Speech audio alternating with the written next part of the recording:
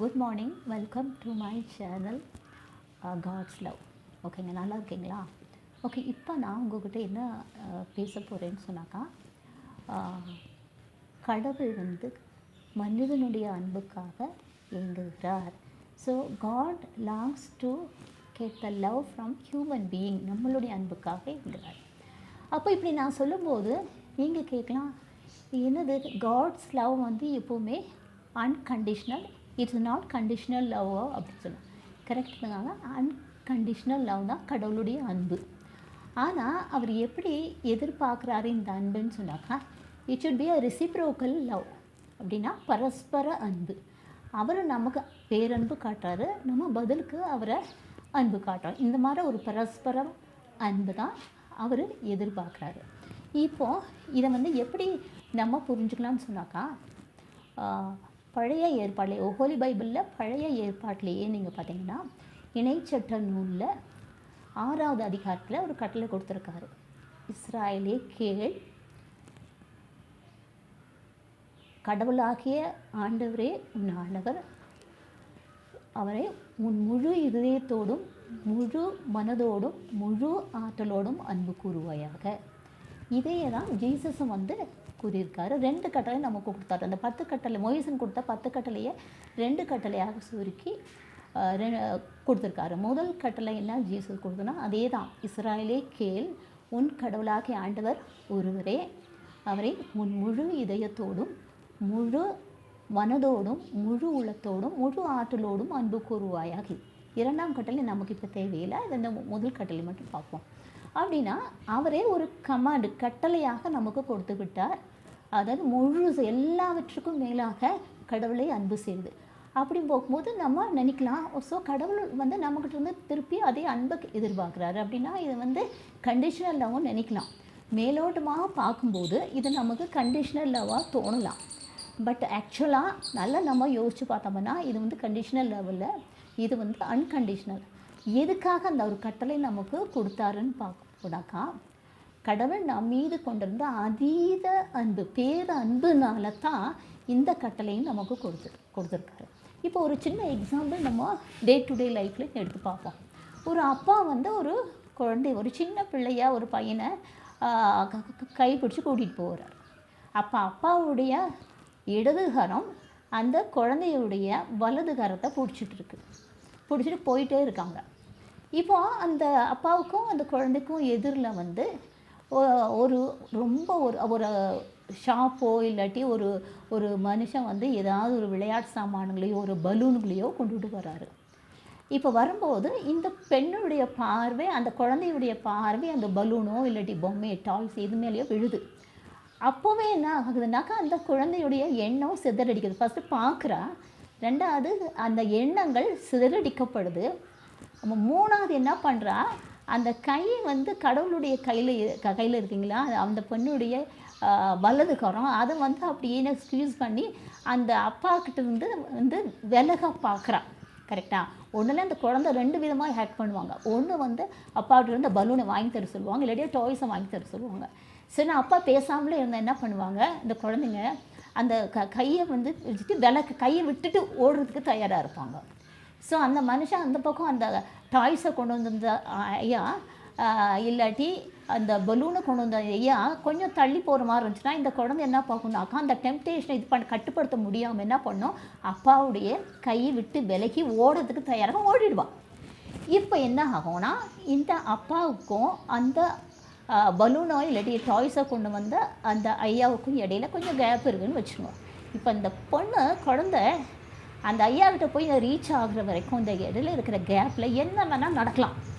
அந்த பொண்ணுக்கு எந்த டைரெக்ஷனில் மேலேயும் ஒரு ஆபத்து வரலாம். ஃபிசிக்கலாக வரலாம், இல்லாட்டி மென்டலாகவும் எமோஷ்னலாக வரலாம், எது வேணால் வழியாகவும் வரலாம். இதுதான் நடக்குது. இப்போது நம்ம அந்த குழந்தையுடைய நிலைமையில் நம்மளை வச்சு பார்ப்போம். இப்போ பாருங்கள், கடவுளுடைய பிரசன்னத்தில் கடவுளுடைய அன்பில் தான் நம்ம இருப்போம். அப்படி இருக்கும்போது கடவுளுக்கும் நமக்கும் இடையில் ஏதாவது நெக்லஸோ இல்லாட்டி மொபைலோ இல்லாட்டி ஒரு காரோ பொண்ணோ புகழோ பதவியோ ஏதாவது ஒன்று இடையில நம்ம வரும். அப்போ நம்ம அதை பார்க்கும்போது என்ன ஆகுனாக்கா நம்மளுடைய எண்ணம் சிதறடிக்கப்படுது.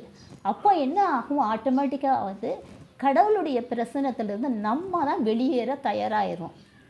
சிந்தனை ஓடியே போயிடுவோம். இப்போ வந்து நம்மளுடைய மனசை ஆக்கிரமிச்சிருக்கிறது ஒரு நெக்லஸோ அல்லது ஒரு டிவி சீரியலோ அல்லாட்டு மொபைலோ ஒரு காரோ பங்களாவோ ஏதாவது ஒரு வெல்த்தோ ஏதாவது வந்து கடவுளுக்கும் நமக்கும் இடையில வந்துடும் இல்லைங்களா? அப்போ நம்ம வந்து என்ன ஆகும், முதல் அதாவது இந்த ஃபர்ஸ்ட் ப்ரையாரிட்டி கடவுளை வந்து நம்மளுடைய சென்டர் ஆஃப் மை லைஃப்பில் இருக்குது. அந்த இதுலேருந்து விலகி நம்ம என்ன பண்ணிடும், கடவுளுக்கு 2ஆம் 3ஆம் இடத்துக்கு இல்லாட்டி இடமே கொடுக்காம அவரை விட்டு முழுசுமாக வெளியேறுவோம்.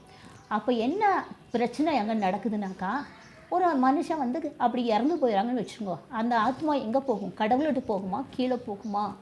அப்போது அந்த மனிதன் நித்திய ஃபொரெவர் நித்திய ஆக்கினைக்குள்ளாக தள்ளப்படுறதை நம்ம உணர்ந்து பார்க்கலாம். அப்போ கடவுள் வந்து இதை விரும்புகிறது கிடையாது. ஒரு மனுஷன் எந்த மனுஷனும் அவரை விட்டு விலகி நித்திய ஆக்கினைக்குள்ளாக தீர்க்கப்படுறதுக்கு கடவுள் விரும்புறதில்ல, அலோவ் பண்ணுறதும் இல்லை. எப்படியாவது அந்த கையை விட்டு உதறி போகக்கூடிய அந்த மகனை இழுத்து தன் பக்கம் சேர்த்துக்க தான் அவர் பார்க்குறாரு. அதனால தான் கடவுளுடைய அன்பிலிருந்து நம்ம விலகக்கூடாதுனாக்கா திரும்பி நம்மளுடைய அட்டென்ஷன், நம்மளுடைய எண்ணம், நம்மளுடைய பார்வை எல்லாமே கடவுள் பக்கத்தில் இருக்கணும். அப்போ கடவுளுக்கு முக்கியத்துவம் கொடுத்து நம்மளுடைய அவர் அன்பு ஜோனில் இருக்கும்போது நமக்கு பாதுகாப்பாக இருக்கும். அவருடைய பேரன்பு, அவருடைய கரம் வந்து நம்மளை தாங்கி நிற்கும்போது நம்ம வந்து பாவம் செய்துட்டு அவர் அப்போ நம்ம கடவுளை விட்டு விலகும் போது என்ன ஆகுனாக்கா நமக்காக வேற ஒருத்தர் வெயிட் பண்ணுவார். இப்போ அந்த ஆதியாகமம் தொடக்கமுள்ள போங்க, அந்த ஏவாளுடைய பார்வை தான் அந்த கனி மேலே பட்டுச்சு. பளபளப்பாக அழகாக இருக்கவும் அந்த ஏவாளுடைய கண் பார்வை அங்கே பட்டவுடனே அவளுடைய எண்ணம், அப்போது அந்த எண்ணம்னாக்கா அந்த எண்ணங்களை எல்லாமே அந்த கனி தான் ஆக்கிரமிச்சு. அப்போ சம்படி இஸ் வெயிட்டிங், யார், சாத்தான் வெயிட் பண்ணி இந்த சாத்தான் வெயிட். அப்போ அவளுடைய எண்ணம் சிதறிக்கப்பட்ட அந்த ஸ்பாட்டில் வந்து சாத்தான் உள்ளே நுழைச்சி அவளை ஏமாற்றி அந்த கனியை சாப்பிட வச்சு அவங்க ஹஸ்பண்டும் கொடுத்து சாப்பிட வைக்கிறார் இல்லைங்களா?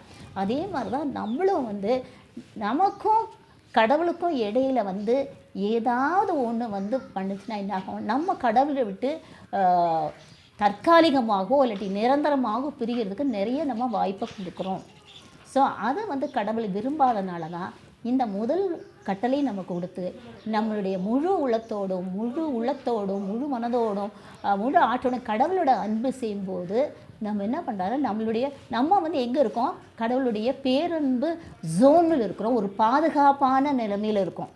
ஒரு நாளும் சாத்தான் நம்மளை பிடிச்சி இழுத்து நித்தினி ஆக்கினையான அந்த நரகத்துக்கு கொண்டு போகிறதுக்கு வாய்ப்பு கொடுக்குறேன். ஸோ கடவுளை வந்து இந்த காரணத்தினால தான் இந்த முதல் கட்டளையில் நம்ம கடவுளை அன்பு செய்யும்போது நாகனுடைய நம்ம பார்வையும் நம்மளுடைய எண்ணமும் நம்மளுடைய பேச்சும் நம்ம செயலும் கடவுளுக்கு உகந்ததாக இருக்கும்போது கடவுள் நம்மளை சுற்றி பாதுகாத்து கவசத்தை போட்டு நம்மளை பாதுகாத்து வைக்கிறார்.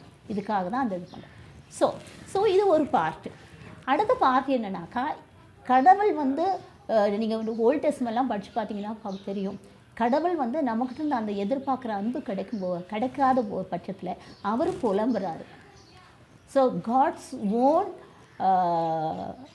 புலம்புகள் சொல்லுவோம், கரெக்டுங்களா?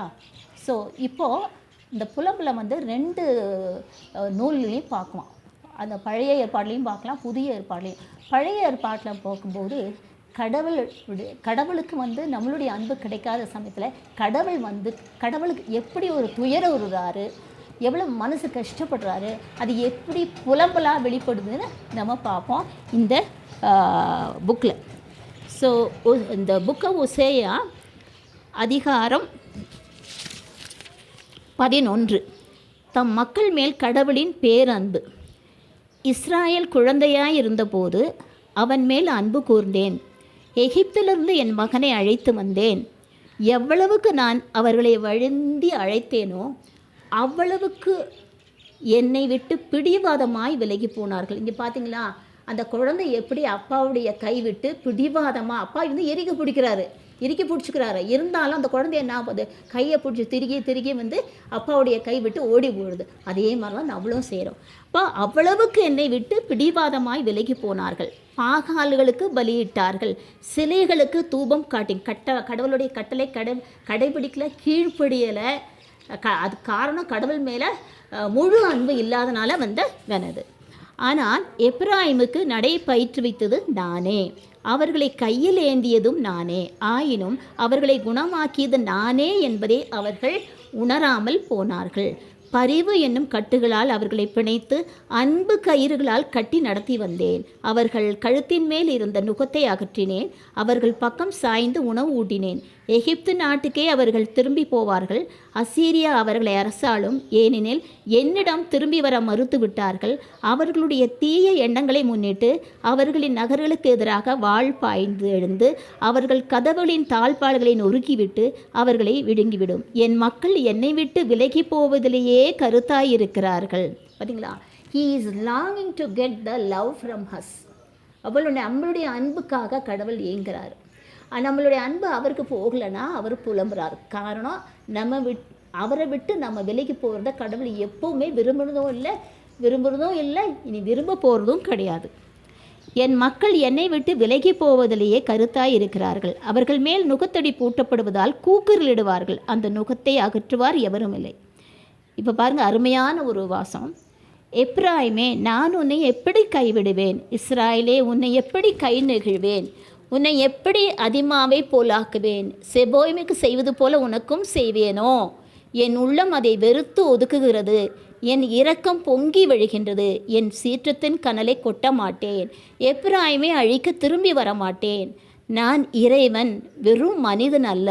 நானே உங்கள் நடுவிலிருக்கும் தூயவர், ஆதலால் நகருக்கு எதிராக வரமாட்டேன். ஓகே, இங்கே பாருங்கள், கடவுள் நம்மளை பிரிஞ்சு போனால் ஆக மொத்தம் நம்ம சாத்தானிட போயிடுவோம். அப்போ நமக்கு பிரச்சனைகள், அழுகையும் கண்ணீரும் வரும். அதை பார்க்கும்போது நம்ம படுற கஷ்டத்தை விட கடவுள் தான் அதிகமாக கஷ்டப்படுவார். நம்ம படுறத கஷ்டப்பட்டு அவரால் தாங்க முடியாது. அதனால தான் எப்ராயிமே, உன்னை எப்படி நான் கைவிடுவேன்னு சொல்கிறார் இல்லைங்களா? ஓகேங்க, இது பழைய ஏற்பாட்டில் ஓசையா புக்கு. இப்போ புதிய ஏற்பாட்டில் பார்ப்போம். புதிய ஏற்பாட்டில் மத்தேயு எழுதிய நற்செய்தி அதிகாரம் 23 இறைவசனங்கள் 37 எருசலேமுக்காக புலம்புதல்.